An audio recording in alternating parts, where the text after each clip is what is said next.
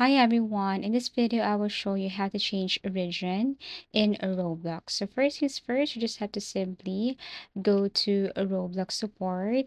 You just have to open a new browser and then type Roblox support right here. And then you have to fill in some information like your birth date.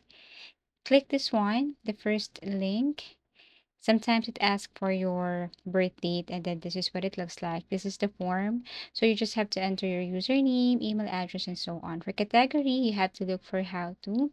For subcategory, you have to look for change your region or how to change my location. Now, in the message, you can copy this one. Like you can say, hello, Roblox team. I would like to request assistance with changing the region of my Roblox account. My account is currently set to wrong country region, and this is affecting my ability to access certain features, including chat and payment options, and so on. You need to include your account details such as your username, email link to account, current region. Correct region should be your actual country region. And then please let me know if you need any additional information or verification to complete this update.